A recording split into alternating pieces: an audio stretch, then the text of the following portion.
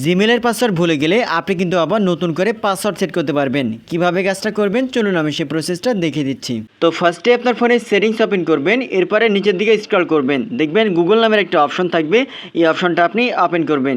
এরপরে গুগল অ্যাকাউন্টের নাম শো করবে, ডান পাশে একটা অ্যারো আইকন থাকবে, এখানে ক্লিক করবেন। এই অপশনে ক্লিক করার পরে গুগল অ্যাকাউন্ট লেখা থাকবে, আপনি এটা ওপেন করবেন। এরপরে আপনার গুগল অ্যাকাউন্ট ওপেন হবে, 2 নম্বর অপশনে সিকিউরিটি অ্যান্ড সাইন ইন লেখা আছে, আপনি এখানে ক্লিক করবেন। এরপরে নিচের দিকে একটু স্ক্রল করলে দেখতে পাবেন পাসওয়ার্ড নামের একটা অপশন থাকবে, আপনি এখানে ক্লিক করবেন। এরপরে আপনার ফোনে যদি স্ক্রিন লক দেওয়া থাকে জাস্ট আপনাকে এখান থেকে আনলক করতে হবে।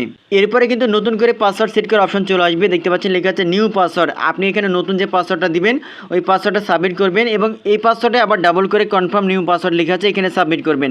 আর পাসওয়ার্ড দেওয়ার সময় অবশ্যই আপনি বড় হাতের অক্ষর, ছোট হাতের অক্ষর, বিভিন্ন নাম্বার সংখ্যা মিলে সর্বনিম্ন 8টা ক্যারেক্টার অর্থাৎ 8টা অক্ষরের বেশি আপনি সাবমিট করবেন। তারপরে এখানে চেঞ্জ পাসওয়ার্ডে ক্লিক করলে কিন্তু নতুন করে পাসওয়ার্ডটা সেট হয়ে যাবে। সো এভাবে খুব সহজে কিন্তু জিমেলের পাসওয়ার্ড ভুলে গেলেও নতুন করে পাসওয়ার্ড সেট করতে পারবেন।